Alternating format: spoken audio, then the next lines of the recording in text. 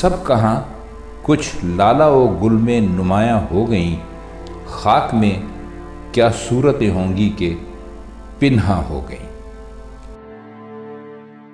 बिस्मिल्लाहिर्रहमानिर्रहीम। अस्सलाम वालेकुम नाज़रीन, FM4 के टीवी के प्रोग्राम असातीर में मैं हूं आपका होस्ट मोहम्मद उस्मान।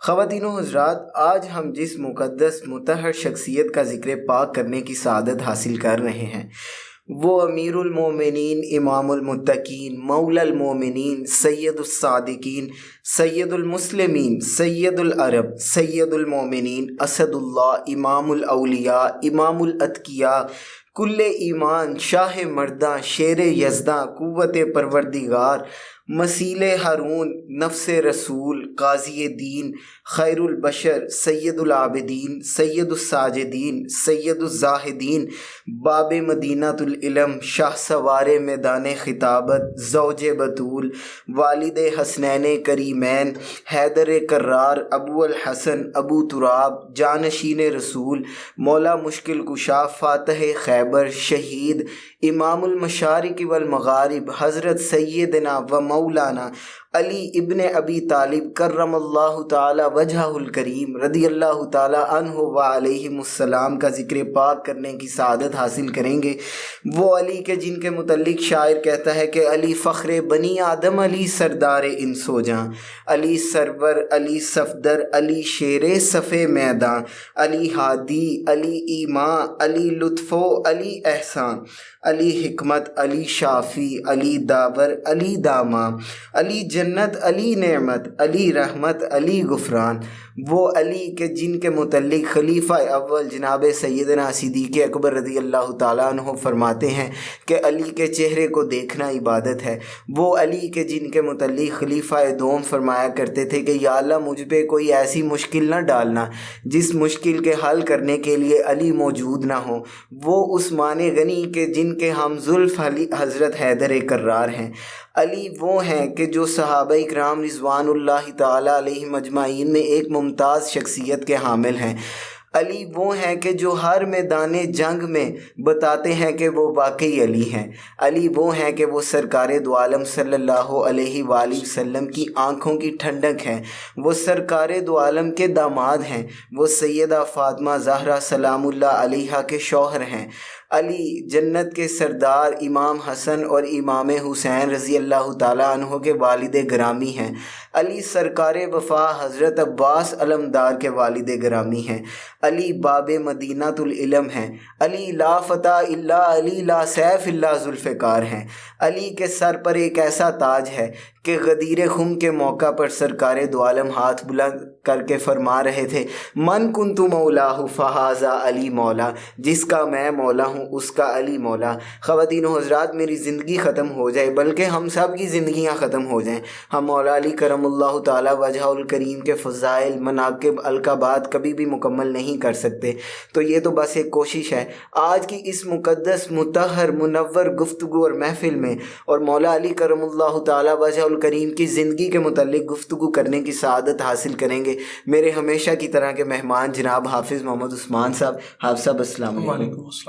हाफ़िज़ साहब क्या हाल है आपका? अल्लाह ताला का बड़ा ही एहसान है, आप खैरियत से? जी जी अल्हम्दुलिल्लाह। हाफ़िज़ साहब अल्हम्दुलिल्लाह, आज हम आपसे हज़रत सैयदना इमामुल मशारिक़ वल मगारिब खलीफ़ा चहारम हज़रत इमाम अली करमुल्लाहु ताला वजहुल करीम की ज़िंदगी के मुतल्लिक़ आपसे सीखेंगे, जानेंगे उनकी ज़िंदगी के मुतल्लिक़। तो हाफ़िज़ साहब, आप मुझे सबसे पहले ये बताएं कि हज़रत अली करमुल्लाहु ताला बेशक उनका ख़ानदान आली, उनके वालिदैन आली, उनके बच्चे आली, उनकी ज़ौजा आली, उनके चचाज़ाद भाई आली, उनके दोस्त अबू बकर, उमर, उस्मान आली। तो अली को तो आप जिस भी नज़र से देखें तो अली तो बेशक हर लिहाज से अली, पैदाइश में भी वो अली और शहादत में भी वो अली।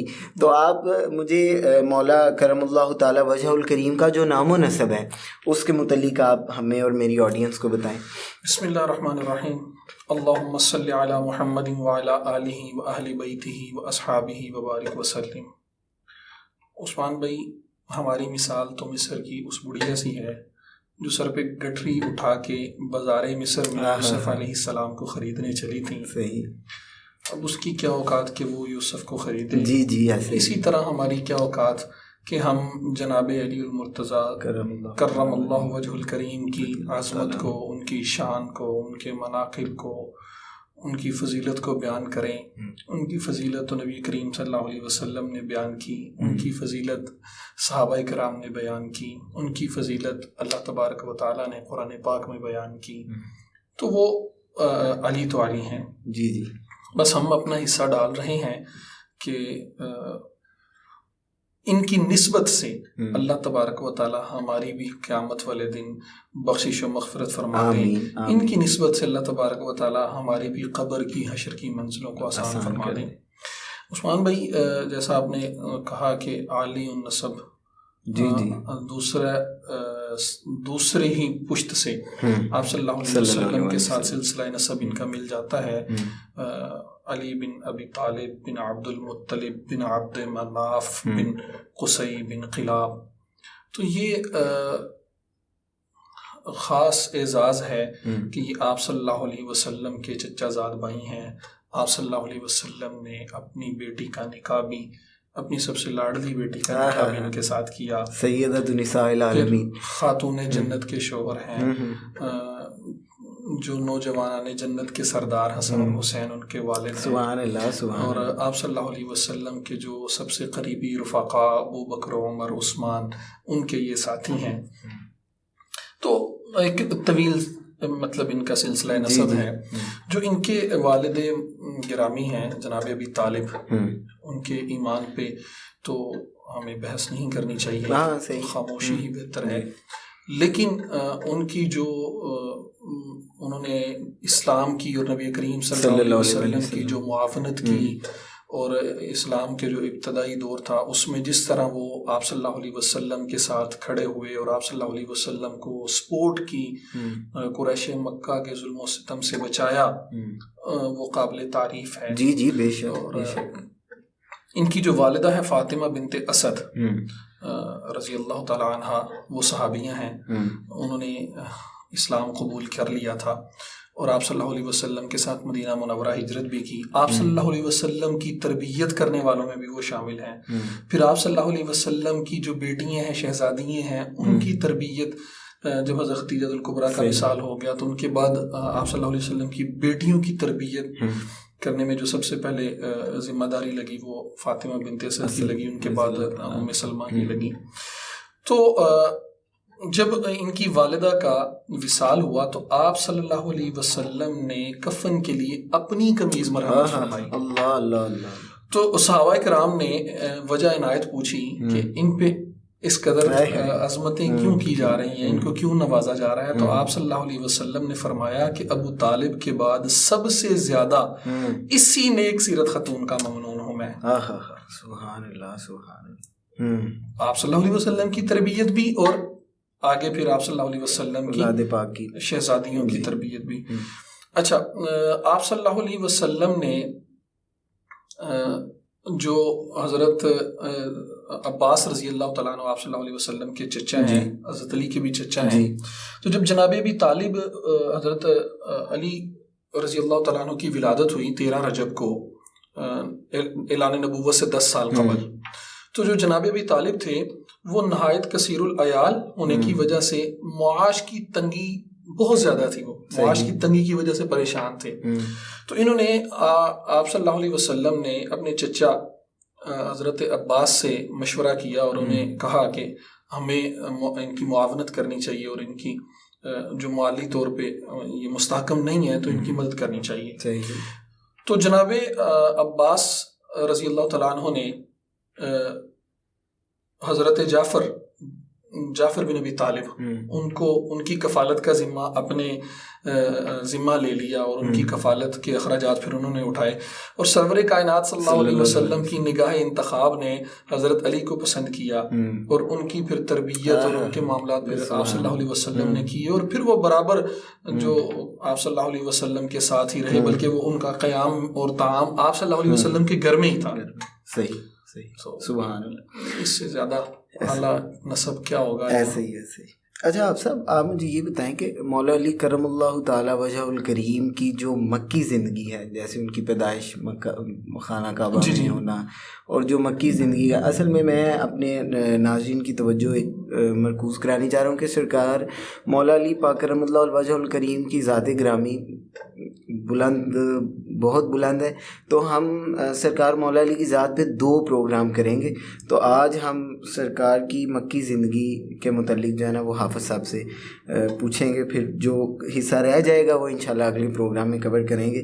حافظ صاحب، جو حضرت مولا علی پاک کی جو مکی زندگی تھی اس کے متعلق آپ ہمیں۔ عثمان بھائی تقریباً 13 سال آپ صلی اللہ علیہ وسلم کے ساتھ، آپ صلی اللہ علیہ وسلم نے بھی 13 سال اعلان نبوت کے بعد 13 سال مکہ مکرمہ میں گزارے، انہوں نے بھی 13 سال مکہ مکرمہ میں گزارے، اس سے پہلے 10 سال بھی آپ صلی اللہ علیہ وسلم کے ساتھ مکہ مکرمہ میں ہی گزارے۔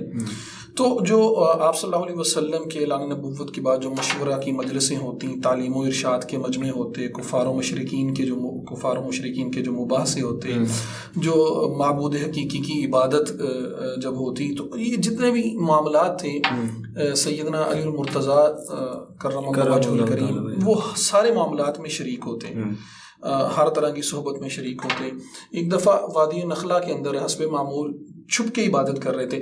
حضرت عمر فاروق رضی اللہ تعالیٰ عنہ کے اسلام قبول کرنے سے پہلے تک مسلمانوں نے جتنی عبادت کی ہے وہ چھپ کے کی ہے، تو جب انہوں نے اسلام قبول کیا تو پھر وہ اعلان پھر وہ کعبہ کی چھت پہ چڑھے اور اذان ہوئی، تو وہ مراد نبی بھی تو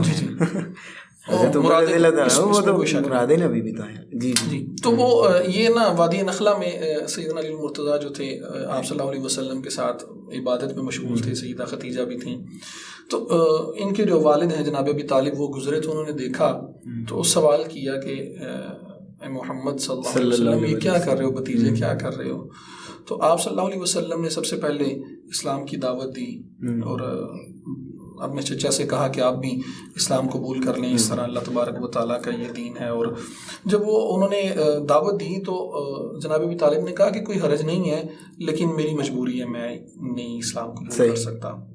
تو یعنی اس وقت بھی جناب ابی طالب یہ سمجھتے تھے کہ آپ صلی اللہ علیہ وسلم جو ہیں وہ سچے نبی ہیں، وہ برحق نبی ہیں، اور وہ دین حق پر جو ہے وہ قائم ہے۔ تو یہ اچھا، اس کے بعد پھر جب نبوت کے 3 سال وہ قرآن پاک کی آیت نازل ہوئی وانذر عشیرتک الاقربین، تو اس میں پھر جب آپ صلی اللہ علیہ وسلم نے اپنے قریبی رشتہ داروں کو جب دعوت مطلب بلایا، تو اس دعوت کا جو اہتمام تھا وہ اہتمام بھی سیدنا علی المرتضیٰ کے ذمہ لگایا گیا، تو اس کا انتظام بھی انہوں نے مطلب کیا۔ پھر اس میں تقریباً 40 افراد نے شرکت کی، اور آپ صلی اللہ علیہ وسلم نے خطبہ دیا، اور خطبہ دے کے پھر کہا کہ میرے ساتھ کون معاون و مددگار ہوگا، تو سارے خاموش رہے، تو جناب علی کھڑے ہوئے اور انہوں نے کہا کہ میں آپ کے ساتھ ہوں، میری اگرچہ بازو کمزور ہیں، ٹانگیں کمزور ہیں، طاقت میں کمزور ہوں، لیکن میں آپ کے ساتھ ہوں۔ آپ صلی اللہ علیہ وسلم نے کہا علی بیٹھ جاؤ، پھر دوسری دفعہ پھر خطبہ دیا، اور پھر کہا سوال کیا کہ کون میرے ساتھ کھڑا ہوگا، تو پھر یہی مطلب جواب حضرت علی رضی اللہ تعالیٰ کھڑے ہوئے اور وہی جواب دیا۔ پھر تیسری دفعہ پھر ایسے ہی ہوا، تو پھر آپ صلی اللہ علیہ وسلم نے فرمایا کہ علی بیٹھ جاؤ، تم میرے بھائی بھی ہو اور میرے وارث بھی ہو۔ امام طبری رحمہ اللہ نے اس کو نقل کیا ہے۔ سبحان اللہ۔ اچھا، پھر جب اسی طرح وقت گزرتا گیا، ہجرت کا حکم آ گیا، پھر جب ہجرت کا حکم آیا تو آپ صلی اللہ علیہ وسلم نے جن کا انتخاب کیا کہ جن کو اپنے بستر پہ چھوڑ کے جانا ہے، جن کو امانتیں جن کے سپرد کر کے جانی ہے، وہ یہی شخصیت تھیں، ان کے سپرد امانتیں کی گئیں۔ اچھا دیکھیں عثمان بھائی، تقریباً اس وقت 22-23 سال عمر تھی۔ اس جوانی کی عمر میں اس بات کا یقین تھا کہ شاید کفار حملہ، آپ صلی اللہ علیہ وسلم کی وہ قتل کا منصوبہ بن چکا تھا لیاذ باللہ، تو جو بھی اس بستر نبوت پہ آرام فرما ہوگا یقیناً وہ اس تلوار کا اور کفار کے جو اس پلاننگ تھی، جو منصوبہ بندی تھی، اس کا حصہ بن سکتا ہے، اس میں شہادت کے مرتبہ پر فائز ہو سکتا ہے۔ حضرت علی رضی اللہ عنہ نے اس ذمہ داری کو بڑی خوشی سے قبول کیا۔ پھر جب صبح ہوئی تو انہیں پتہ چلا کہ یہ تو سیدنا علی المرتضیٰ ہیں، تو انہیں چھوڑ دیا، پھر آپ صلی اللہ علیہ وسلم کے تعاقب میں چلے گئے۔ انہوں نے پھر تقریباً 3 دن وہاں پہ قیام کیا، سب کی امانتیں ان کو لٹائیں جن کی امانتیں تھیں، اور پھر یہ جو تھے مکہ مکرمہ سے ہجرت کی، مدینہ شریف چلے. جی. وہ جب آپ حضرت مولا علی کی ولادت پاک کا بھی ذکر جب آپ سب کر رہے تھے کہ مکہ مکرمہ میں خانہ کعبہ کے اندر آپ کی ولادت، اس وقت میرے ذہن میں شعر آ رہا تھا، وہ کہتے کہ حسن حق واقف اسرار جلی یاد آیا. جی. حسن حق واقف اسرار جلی یاد آیا، مرکز فقر دو عالم کا ولی یاد آیا. اور جب کبھی ماہ رجب صحن حرم سے گزرا، جی، جب کبھی ماہ رجب صحن حرم سے گزرا، مسکراتے ہوئے کعبے کو علی یاد آیا. تو کوئی شک نہیں اس میں. اچھا آپ صاحب، آپ مجھے یہ بتائیں کہ مولا علی کرم اللہ تعالیٰ وجہ الکریم کی جو مدنی زندگی، جب اب وہ آپ ہجرت کر کے مدینہ شریف تشریف لے آئے، تو اس زندگی کا تھوڑا سا خلاصہ جو ہے نا وہ پیش. عثمان بھائی، جب حضرت علی رضی اللہ تعالیٰ عنہ مدینہ منورہ ہجرت کر کے پہنچے تو آپ صلی اللہ علیہ وسلم اس وقت کلثوم بن ہدی رضی اللہ تعالیٰ عنہ ان کے گھر قیام پذیر تھے. تو سیدنا علی بھی آپ صلی اللہ علیہ وسلم کے ساتھ وہیں پہ قیام پذیر ہوئے. تو پھر آپ صلی اللہ علیہ وسلم نے جب مواخات قائم کی، بھائی چارہ قائم کیا، تو سیدنا علی کو اپنا بھائی بنایا. سبحان اللہ، سبحان اللہ. بھائی واہ واہ. اس وقت پھر اپنا بھائی بنایا. اور تقریباً 6 یا 7 ماہ بعد جب مسجد نبوی کی تعمیر ہوئی تو سیدنا علی المرتضیٰ نے اس میں بڑھ چڑھ کے حصہ لیا. وہ مطلب اینٹیں اٹھا کے لاتے، گارا اٹھا کے لاتے، اور ریٹس پڑھ رہے تھے. ان کا ترجمہ یہ ہے کہ جو کھڑے ہو کر یا بیٹھ کر مسجد کی تعمیر کرتا ہے، مشقت برداشت کرتا ہے وہ، اور جو گرد و غبار کے باعث اس سے جی چھڑاتا ہے، وہ دونوں برابر نہیں ہو سکتے. تو آپ صلی اللہ علیہ وسلم نے ان کے ایڈس پہ کہا کہ علی جو کہہ رہے ہیں وہ درست کہہ رہے ہیں. تو پھر اس کے بعد جب آپ صلی اللہ علیہ وسلم نے غزوہ بدر کا انتخاب کیا تو غزوہ بدر کے اندر جو دو بندوں کے ہاتھ میں علم دیا گیا، 2 صحابی تھے، ان میں سے ایک سیدنا علی المرتضیٰ تھے، مطلب کالے رنگ کا جھنڈا وہ سیدنا علی مرتضیٰ کے ہاتھ میں دیا، اور یہ لشکر کی آگے آگے مطلب جن کے ہاتھ میں علم تھا. تو اچھا، پھر جب آپ صلی اللہ علیہ وسلم اس جگہ پہ پہنچ گئے تو چند منتخب جاں بازوں کو کہا کہ آپ جا کے دیکھیں کہ کیا صورتحال ہے. تو جب وہ منتخب جاں باز گئے تو ان میں سیدنا علی المرتضیٰ بھی شامل تھے. تو پھر انہوں نے سارا جائزہ لیا، اور جو مطلب اہم مقامات پہ، ان سب اہم مقامات پر انہوں نے پھر قبضہ کر لیا. اچھا، پھر وہ اللہ تبارک و تعالیٰ نے اس میں فتح نصیب فرمائی. جب فتح ہوئی تو واپس لوٹے تو جو غنیمت تھی، اس غنیمت کے اندر ان کو جو حصہ ملا وہ ایک تلوار تھی، ایک زرہ تھی، اور ایک اونٹ تھا. صحیح. یہ پھر ان کو اس میں سے حصہ ملا. اس کے بعد پھر حضرت فاطمہ رضی اللہ تعالیٰ عنہ وسلام اللہ علیہ کے ساتھ نکاح ہوا. وہ بھی ایک داستان ہے کہ پہلے بعض روایات میں آتا ہے کہ سیدنا علی نے پیغام نکاح بھیجا. بعض روایات میں جو صحیح روایات سے ثابت ہوتا ہے کہ آپ صلی اللہ علیہ وسلم کو وحی کے ذریعے بشارت دی گئی. آپ صلی اللہ علیہ وسلم نے خود حضرت علی کو بلایا اور کہا کہ علی اللہ کا حکم ہے کہ میں فاطمہ کا نکاح تم سے کر دوں. پھر وہ نکاح ہوا، رخصتی ہوئی. وہ اس رخصتی کے بعد پھر یہ چونکہ پہلے آپ صلی اللہ علیہ وسلم کے گھر میں قیام پذیر تھے تو پھر اس وقت آپ صلی اللہ علیہ وسلم ان کے لیے الگ گھر کا حکم دیا. تو پھر حارث بن نعمان رضی اللہ تعالیٰ عنہ کا جو گھر تھا وہ کرائے پہ لیا گیا. پھر کرائے پہ لے کے پھر اس گھر میں مطلب ان کو آپ صلی اللہ علیہ وسلم نکاح کے بعد اس گھر میں ان کو چھوڑ کے آئے سیدہ فاطمہ کو سیدنا علی المرتضیٰ کے پاس. اچھا، پھر اس کے بعد جب دعوت ولیمہ ہوئی تو حضرت اسماء فرماتی ہیں کہ حضرت سیدنا علی کی جو دعوت ولیمہ تھی وہ اس وقت اس زمانے کی سب سے اعلیٰ دعوت تھی. سبحان اللہ. اس میں کھجوریں تھیں، پنیر تھی، جو کی روٹیاں تھیں، اور ایک مخصوص قسم کا شوربہ جو مطلب اس علاقے کی روایت تھی وہ تھا. تو پھر اس کے بعد 3 ہجری کے اندر غزوہ احد ہوا. غزوہ احد کے اندر پہلے تو مسلمانوں کو فتح نصیب ہو گئی، اور پھر جب وہ محاذ سے ہٹ گئے تو آپ صلی اللہ علیہ وسلم نے کہا کہ کھڑے رہنا ہے، لیکن وہ پہاڑی سے نیچے آ گئے، غنیمت اکٹھا کرنے لگ گئے. تو اس وقت جو پھر مشرکین نے دوبارہ حملہ کیا تو اس میں آپ صلی اللہ علیہ وسلم کے دندان شہید ہوئے. تو آپ صلی اللہ علیہ وسلم ایک خندق کے اندر گر گئے. تو مصعب بن عمیر رضی اللہ تعالیٰ عنہ انہوں نے آپ صلی اللہ علیہ وسلم کا جو ہے وہ دفاع کیا، اور اسی دفاع کے اندر وہ ان کی شہادت ہو گئی. تو جب وہ شہید ہوئے تو سیدنا علی المرتضیٰ جو تھے پھر وہ میدان کے اندر آئے. پھر انہوں نے آپ صلی اللہ علیہ وسلم کا دفاع کیا، اور پھر کافروں کی جو صفی ہیں وہ ان کو تہس نہس کر دیا. پھر وہ آپ صلی اللہ علیہ وسلم کو لے کے اوپر ایک پہاڑی کے اوپر چلے گئے کچھ صحابہ کے ساتھ. سیدہ فاطمہ بھی وہاں پہ موجود تھیں. تو سیدنا علی المرتضیٰ وہ پانی مطلب بھر بھر کے مشکیزوں میں لائے اور پانی ڈالا لیکن خون نہیں رک رہا تھا. پھر سیدہ نے جو بستر تھا، چٹائی تھی، کھجور کے پتوں کی چٹائی تھی، وہ چٹائی کو جلایا اور اس کی جو راکھ تھی وہ پھر زخم مبارک جو تھا اس کے اندر ڈالی تو اس کی وجہ سے پھر خون رکا تھا. اس کے بعد پھر جب غزوہ خندق ہوئی اس کے اندر بھی سیدنا علی المرتضیٰ کو جو تھا وہ علم ان کے ہاتھ میں دیا گیا. اور پھر اس کے علاوہ جتنے بھی پھر ہر جنگ میں علی، جی غزوہ بنو قریظہ تھا، اس میں بھی علم جو تھا وہ حضرت علی کے ہاتھ میں تھا. بنو سعد کی سرکوبی جب کی گئی اس میں بھی ان کو بھیجا گیا اس کی سرکوبی کے لیے. پھر صلح حدیبیہ ہوئی، صلح حدیبیہ میں جب 14,000 صحابہ کرام گئے، جب وہ سیدنا عثمان غنی رضی اللہ تعالیٰ عنہ کو آپ صلی اللہ علیہ وسلم نے سفیر بنا کے بھیجا تو انہوں نے وہ رک گئے وہاں پہ، اور لیکن وہاں سے ایک افواہ پھیل گئی کہ انہیں شہید کر دیا گیا. تو آپ صلی اللہ علیہ وسلم نے پھر مطلب جو تھا وہ لڑائی کا حکم دیا. وہ پھر خبر آ گئی کہ نہیں سیدنا عثمان محفوظ ہیں. تو پھر جو ایک مطلب ان کی طرف سے آیا کہ آپ معاہدہ کر کے واپس چلے جائیں، تو اس معاہدے کی شرائط طے کرنے کے لیے اور لکھنے کے لیے سیدنا علی کا انتخاب کیا گیا. قربان ہے وہ ایک مطلب اپنی سیدنا علی مرتضیٰ نے جب شرائط لکھنی شروع کی تو اوپر لکھا محمد الرسول اللہ صلی اللہ علیہ وسلم. انہوں نے کہا کہ اس کو ختم کرے، اگر ہم ان کو رسول اللہ مان لیں پھر جھگڑا ہی کس بات کا ہے. تو آپ صلی اللہ علیہ وسلم نے کہا کہ علی اس کو ہٹا دو. تو کہنے لگے یا رسول اللہ صلی اللہ علیہ وسلم میری جو غیرت ہے وہ گوارا نہیں کرتی کہ میں اپنے ہاتھ سے اس کو ہٹاؤں. پھر آپ صلی اللہ علیہ وسلم نے اپنے دستے مبارک سے پھر اس کو ہٹایا. پھر وہ انہوں نے سیدنا علی المرتضیٰ نے صلح نامہ کی شرائط لکھی. پھر فتح خیبر ہوا، اس میں پھر جب انہوں نے فتح خیبر کے جو مطلب خیبر کا دروازہ تھا اس کو فتح کر کے جب آئے، پھر اس کے بعد وہ